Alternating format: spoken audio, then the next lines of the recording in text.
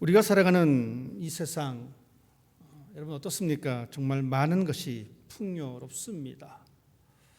여러분, 불과 몇십 년 전에는 정말 궁핍하게 살았습니다. 그래서 우리는 보릿고개라는 단어를 알고 있습니다. 요즘 젊은 친구들이야 보릿고개가 무엇인지 모르지만 연세 드신 분들은 이 보릿고개를 잘 알고 있습니다. 너무나 힘든 그 시간을 보냈던 그 시절들이 있었습니다. 곰곰이 한번 생각해 보십시오. 그 시절에 비해서 지금 어떻습니까? 차고 넘치는 시대에 우리가 살아가고 있습니다.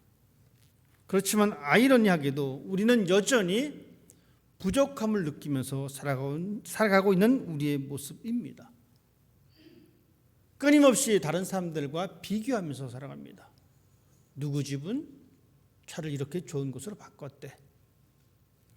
내가 비록 차를 가지고 있지만 그때부터 나를 뒤돌아보게 됩니다. 끊임없이 그런 비교 속에서 살아갑니다. 그전에는 부족함을 못 느꼈는데 더 세상이 풍요질수록 우리는 이 부족함을 느끼며 살아갑니다. 그리고 세상은 끊임없이 우리들에게 속삭이고 있습니다. 조금 더 가질 필요가 있다. 너가 가지고 있는 것을 절대로 남에게 빼앗겨서는 안 된다. 누구보다도 너는 다른 사람들보다 앞서야 한다. 다른 사람들보다 네 것을 먼저 지켜라. 여러분 어떻습니까?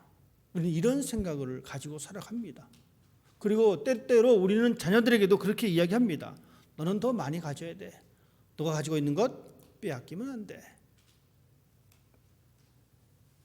그렇기 때문에 우리들은 어쩌면 나누는 삶보다는 움켜쥐는 삶에 익숙해져 있는 우리의 모습입니다. 부족하니까 내가 이만큼 가졌지만 여전히 세상은 우리들에게 더 가져야 된다라고 속삭이니까 어떻습니까? 더 가지려고 합니다. 그러니 때로는 내가 가지고 있는 이 시간 아깝습니다. 시간이 아까워서 우리는 더 발버둥 칠 때가 있습니다. 더 움켜잡으려고 하다 보니까 내가 가지고 있는 이 재물도 아깝습니다. 그래서 남들에게 주기 힘들 때도 있습니다. 마음 역시 마찬가지입니다. 움켜잡는 삶에 익숙해지다 보니까 우리는 우리의 마음을 다른 사람들에게 쉽게 내어주지 못합니다. 왜냐하면 여전히 나는 시간도 부족하고 재물도 부족하고 내 마음을 쓰기에도 부족하기 때문에 라는 생각을 가지고 살아갑니다. 그렇지만 오늘 본문에서 예수님은 세상의 논리와 전혀 다른 말씀을 우리들에게 하고 있습니다. 아주 충격적인 말씀입니다. 너희가 먹을 것을 주어라. 이 말씀은 좀 가지고 있는 사람에게 주신 말씀이 아닙니다.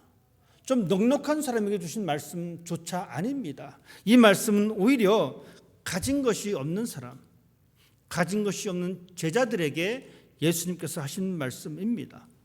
오늘 우리는 이 말씀을 통하여 하나님 나라의 원리를 다시 한번 확인해 보려고 합니다. 이 사건의 내용을 보면 우리는 예수님께서 어떤 상황이 있었던가를 먼저 생각해 볼 필요가 있습니다. 이 본문의 배경은 이렇습니다. 우리가 읽지 않았지만 마태복음 14장 이 앞절 부분에는 세례 요한의 죽음에 대한 기사가 기록되어 있습니다. 예수님은 세례 요한이 죽었다라는 소식을 듣게 됩니다. 여러분, 누군가가 이 세상과 작별을 하게 되면 우리 모두 충격을 받습니다. 그분이 연세가 들어서 돌아가셔도 우리는 충격을 받습니다. 하지만 하물며 세례 요한의 죽음이 어땠습니까?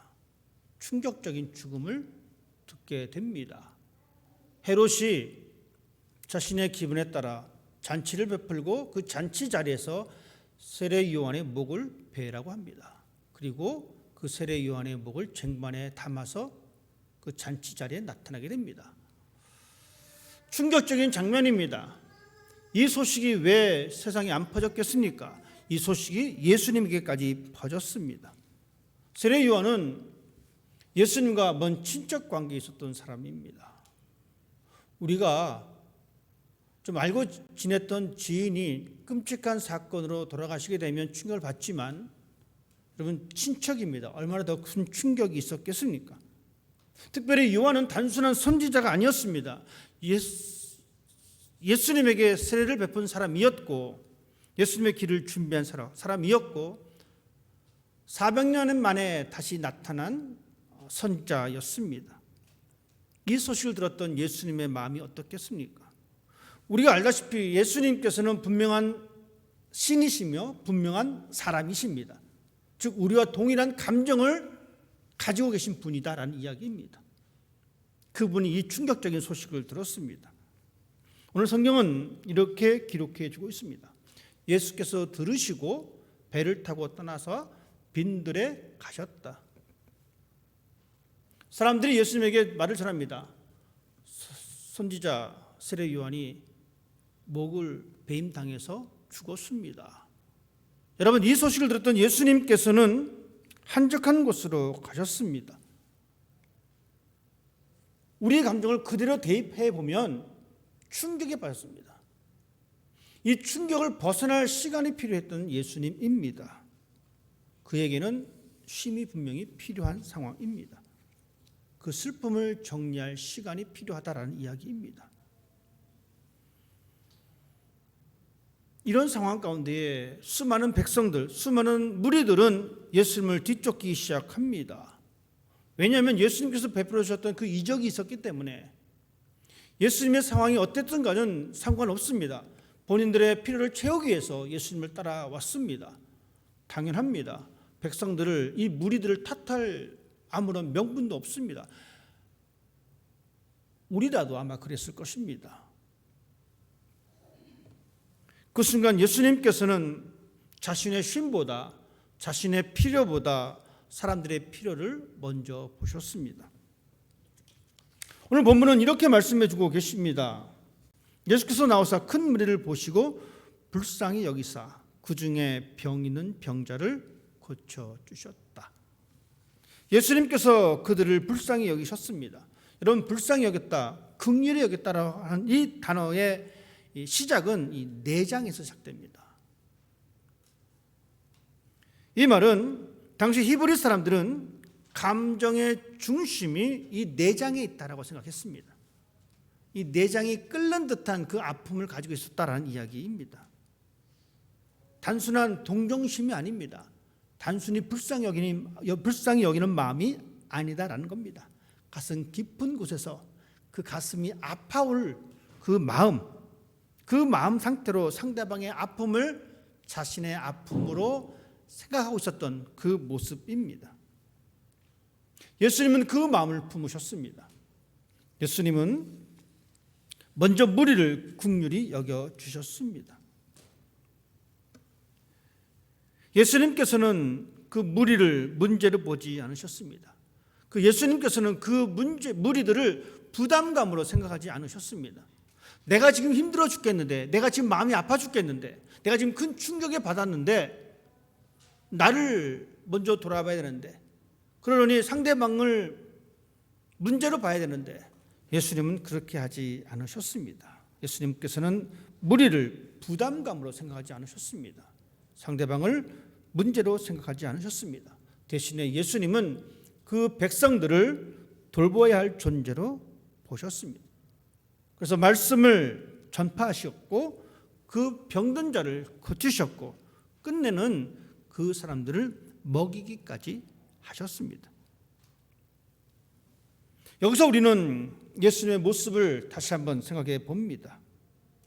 세상과 전혀 다른 예수님의 모습입니다. 세상은 자기 자신을, 세상은 말합니다. 너를 먼저 챙겨라, 너가 우선이다라고 말하지만 예수님은 하나님의 사랑으로 사람을 먼저 바라보셨습니다. 그리고 그 사람들을 불쌍히 여겨주셨습니다. 이 세상은 우리에게 너가 먼저 앞서가라라고 이야기합니다. 하지만 예수님은 너가 뒤따라가라라고 이야기합니다. 세상은 우리들에게 너가 먹어, 너가 먼저 움켜잡으라 이야기하지만 예수님은 너는 그 움켜잡은 손을 놓아라 라고 말씀하고 있습니다. 우리가 살아가는 이 세상, 이 시대, 우리의 삶의 인생, 힘든 삶을 살아가고 있습니다. 먹고 사는 것도 쉽지 않습니다. 마음의 여유도 그렇게 많지 않습니다. 남들에게 뒤처질까 봐 염려가 됩니다. 내가 그동안 모아놓던 것이 사라질까라고 하는 이 두려움도 우리 마음을 지배할 때가 있습니다. 그러다 보면 무엇만 보입니까? 다른 사람은 눈에 보이지 않습니다. 내 문제만 보입니다. 하지만 기억하십시다. 우리는, 즉 그리스도인들은 예수님의 마음을 배우는 사람들입니다. 예수님의 생각을 배우는 사람들입니다. 예수님의 가치관을 배우는 사람들입니다. 힘든 나의 삶은 있지만 내 문제만 바라볼 것이 아니라 예수님께서 말씀하신 그것대로 불쌍한 무리들을 바라보는 사람이 우리의 모습이어야 합니다. 우리는 형편이 넉넉해서가 아닙니다. 우리는 예수님의 긍휼을 받은 사람이기 때문에 다른 사람을 긍휼히 여겨야 합니다. 예수님께서 우리를 불쌍히 여겨주셨기 때문에 우리 또한 다른 사람을 불쌍히 여기는 사람이 되어야 합니다. 우리는 예수님 때문에 용서받았기 때문에 다른 사람을 용서하는 사람이 되어야 합니다. 다른 사람을 이해하는 사람이 되어야 합니다. 예수님의 마음이 있는 그곳에 치유가 일어났습니다. 회복이 일어났습니다. 예수님께서 무리를 불쌍히 여기시고 병자를 고쳐주셨습니다. 예수님의 마음이 있는 곳에 치유가 일어났고 회복이 시작되었습니다. 예수님의 말씀의 사역의 시간들이 점점 길어집니다. 날이 저물기 시작합니다. 여러분 어떻습니까? 점점 어두워지고 그 수많은 사람들을 본 제자들의 반응, 제자들은 매우 현실적인 제안을 하고 있습니다. 무리를 보내십시오. 각자 마을에 가서 먹을 것을 먹고 사고 해결하게 해야 합니다. 어느 누구도 이 말에 부정할 사람은 아무도 없습니다. 여러분 그렇지 않습니까? 한 가지 예를 들어 보겠습니다. 저희 교회 예를 들어서 100명 꽉 찼습니다. 밥때가 되었어요. 가만히 머릿속이 복잡해지기 시작합니다. 아마 다 우리 교회 식구들이라면 아마 그럴 거예요. 특히 주방에서 일하시는 분들은 걱정이 심해집니다. 이 100명을 먹일 지금 아무것도 없는데 그러면 빨리 예배를 마치고 빨리 집에 보내가지고 먹게 해야지. 이게 정말 그죠? 가장 합리적인 생각입니다. 제자들도 그렇게 생각했습니다. 무리를 보내야 합니다. 빨리 동네 보내서 각자 먹을 것 해결해야 합니다. 지극히 상식적인 말입니다. 왜냐하면 그들이 있는 곳은 동네 한가운데도 아니었습니다. 그들이 있는 곳은 빈들이었습니다. 광야였습니다. 먹을 것도 없습니다. 사람들도 너무 많았습니다. 그런데 뜻밖에도 예수님께서는 다른 말씀을 하십니다. 보낼 것 없다, 갈 것 없다, 너희가 먹을 것을 주어라. 여러분 이 말을 들었던 제자들의 반응이 어떨까요? 황당 그 자체입니다. 이렇게 수많은 사람들을 우리가 어떻게 먹일 것이냐. 제자들의 말을 여러분 들어보십시다. 그들은 이렇게 말합니다. 우리에게 있는 것은 떡 5개와 물고기 2마리 뿐입니다. 떡 5개와 물고기 2마리. 여러분 그때 당시에 그냥 평범한 백성이 한 끼 그냥 해결할 수 있는 그 분량입니다. 그냥 요즘 말하면 컵라면 하나입니다. 그냥 안 먹은 건 아니고 그냥 한 끼 때웠다라고 할 정도의 이 컵라면 하나, 맥도날드 햄버거 하나, 여러분 이겁니다. 수많은 사람이 있지만 지금 우리에게는 컵라면 하나밖에 없습니다. 여러분 오늘 예배 끝나고 우리 김선봉 권사님께서 우리 점심을 제공해 주셨습니다. 내려가서 맛있는 것 여러분 드시면 되는데 딱 내려갔더니만 컵라면이 5개밖에 없습니다. 어떻게 하시겠습니까? 서로 눈치만 볼 거예요. 빨리 가서 피자라도 사와야 된다. 그렇죠?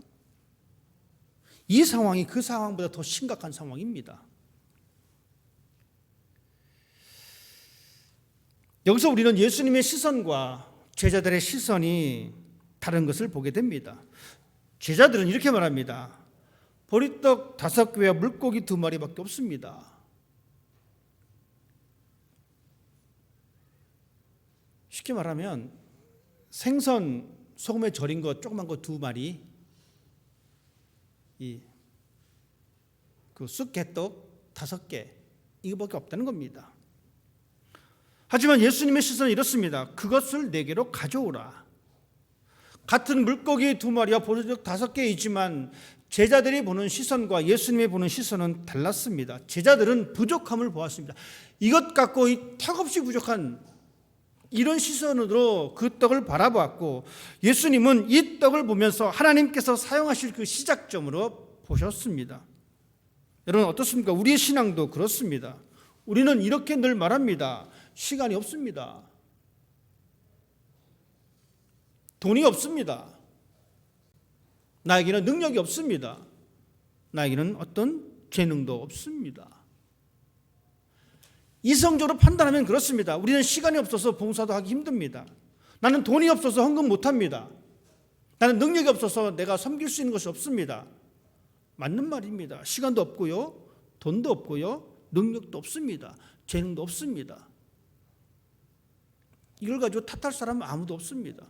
시간이 없다는데, 돈이 없어서 헌금을 못하겠다는데, 재능이 없어서 내가 못 섬기겠다는데 누가 탓하겠습니까? 제자들과 우리와 다를 것이 전혀 없습니다. 하지만 예수님은 먼저 이렇게 묻습니다. 내 손에 무엇이 있느냐? 네가 시간이 없다 하는데 그래도 너한테 있는 시간이 얼마큼 있느냐? 네가 돈이 없어서 내가 헌금을 못한다, 내가 못 나눈다라고 하는데 네 손에 얼마나 있느냐? 성경을 쭉 살펴보면 하나님은 언제나 있는 것을 가지고 사용하셨습니다. 모세가 들고 다녔던 그 초라한 그 지팡이를 통하여 하나님께서는 역사하셨습니다. 다윗이 골리앗을 무너뜨렸습니다. 우리는 다윗이 골리앗을 무너뜨렸다라는 그 사실에 열광하지만, 여러분, 골리앗이 쓰러진 것은 하나님께서 그냥 골리앗을 치신 것이 아닙니다. 다윗의 손에 들렸던 그 작은 돌멩이, 그 손에 들려졌던 돌멩이입니다.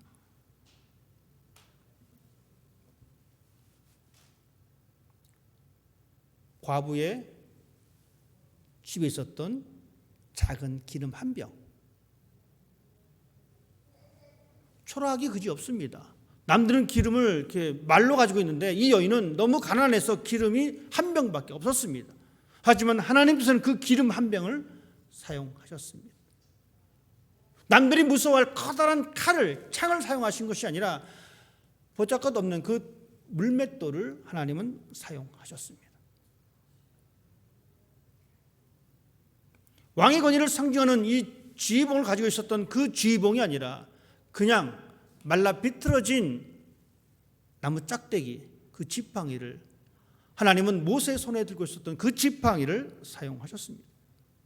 그리고 오늘 한 작은 아이의 보리떡 5개와 그 소금에 절인 그 밀가루, 물고기 2마리.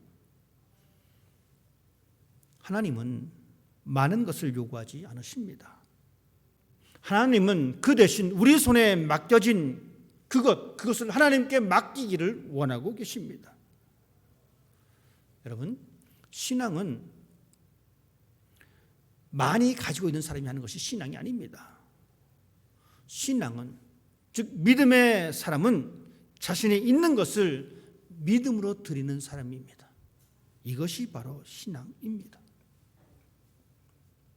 예수님께서 그 제자들을 처음 만났을 때에, 여러분 그 장면 가운데 이 장면이 있습니다. 베드로의 배를 타셨죠. 그 전에 베드로는 밤새 나가서 물고기를 잡았는데 한 마리도 잡지 못합니다. 즉 그날은 공춘날이었어요. 그래서 오늘은 공쳤네라고 하면서 그물을 씻고 있었던 그 시간입니다. 예수님께서 그 배를 타셨어요. 그리고 베드로에게 말씀하십니다. 자, 이쪽에 그물 한번 던져봐라. 어떻게 되었습니까? 예수님께서 갈릴리에 있는 그 고기들을 그냥 불러오신 것이 아닙니다. 베드로가 주님의 말씀을 의지하여 그물을 던집니다. 신앙은 바로 이겁니다. 있는 것을 믿음으로 드리는 사람의 삶이 바로 신앙입니다. 말씀을 의지하여 그물을 던졌던 베드로에게 일어났던 그 기적. 보리떡 5개와 물고기 2마리밖에 없습니다라고 했었을 때 드렸던 그 기적. 우리 주님은 우리들에게 가능성을 보시면서 우리 손에 무엇이 있느냐라고 묻고 계십니다.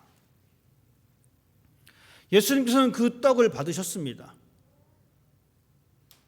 그리고 하늘을 우러러 축사하셨습니다. 떡을 떼셨고 제자들에게 주셨습니다. 제자들은 다시 그 받은 것을 무리에게 나누어 줍니다. 그리고 성경은 이렇게 기록하고 있습니다.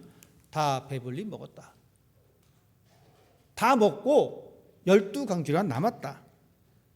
그리고 그 먹은 사람을 대충 세보니까 남자만 5,000명이었다.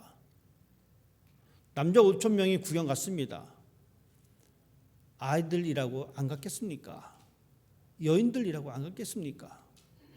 어쨌든 중요한 것은 먹은 사람이 5,000명이었고 그것 말고도 남은 광주리가 12광주리였다라고 이야기합니다. 여러분, 이 사건은 단순히 배를 채웠던 그 기적이 아닙니다. 마태는 이 사건을 통해서 예수님이 누구인지 우리에게 정확히 말씀해주고 있습니다. 광야에서 만나를 통해서 백성들을 먹이셨던 그 하나님께서 이제 예수님 안에서 그의 백성을 먹이신다라고 하는 사실을 알려주고 있습니다. 마태는 말합니다. 예수님만이 하나님의 백성을 돌보는 참된 목자이다. 기적은 사람들의 계산에서 시작되지 않습니다. 기적은 예수님의 손에서 시작됩니다.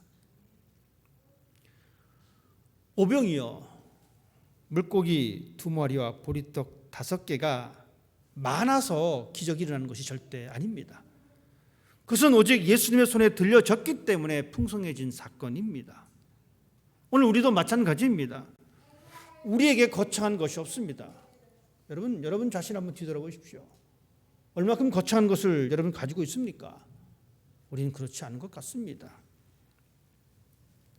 작은 시간, 내가 가지고 있는 작은 재능, 내가 가지고 있는 작은 물질, 작은 관심, 그 작은 기도, 이것이 예수님 손에 붙들린 바 되었을 때에 거기에서 기적은 시작됩니다. 우리의 작은 시간, 내가 주님께 드리는 이 작은 시간, 내가 주님께 드리는 이 작은 재능, 내가 주님께 드리는 작은 물질, 이것이 예수님의 손에 맡겨질 때 하나님께서는 그것을 사용하셔서 많은 사람을 살려주십니다. 오늘 본문에서 예수님께서는 제자들에게 그렇게 말씀하셨습니다. 너희가 먹을 것을 주어라. 이 말씀은 단순히 음식을 나누라는 말씀이 아닙니다. 이 말씀은 예수님의 극렬한 마음을 본받아서 하나님 나라의 통로가 되어라 라고 하는 말씀입니다. 우리는 여전히 늘 부족함을 말합니다. 그렇지만 예수 그리스도의 복음은 부족한 우리를 먼저 부르신 예수님에게서부터 시작됩니다. 죄로 굶주린 우리의 생명을 주님은 생명의 떡으로 먹여주셨습니다. 십자가에서 자신의 몸을 떼어서 우리에게 나눠주셨습니다. 우리가 나눌 수 있는 이유는 우리가 많이 가졌기 때문이 아니라 내가 먼저 예수님에게 풍성한 은혜를 받았기 때문입니다. 그렇기 때문에 우리는 이제는 부족함 때문에 멈추는 사람이 아니라 예수님의 풍성함을 믿고 살아가는 사람이 되어야 합니다. 너희가 주어라. 우리가 사랑을 주어야 합니다. 우리에게 주어진 이 시간을 우리가 나누어야 합니다. 여러분, 복음을 나누십시오. 여러분, 용서를 나누어 주십시오. 그것이 비록 작다 할지라도 그것이 예수님 손에 들려질 때에 하나님께서는 오늘도 여러분의 삶의 자리를 광야의 잔치의 자리로 바꾸어 놓으십니다. 내가 내 삶을 보니까 광야의 자리예요. 하지만 내가 가지고 있는 이 작은 것을 나누니까, 내가 주니까 그 광야의 자리가 잔치의 자리가 된 것입니다. 오늘 주님께서 우리에게 주신 말씀을 여러분 기억하십시오. 너희가 먹을 것을 주어라. 여러분 속에 무엇이 있든지 간에 그것을 주라라고 말씀하고 있습니다. 하나님의 기적을 경험하기 원하신다면 이 말씀을 기억하십시다. 너희가 먹을 것을 주어라. 기도하겠습니다. 걸어가신 아버지 하나님, 감사합니다. 우리는 여전히 부족한 우리의 삶을 압니다. 하지만 하나님께서는 우리에게 말씀하십니다.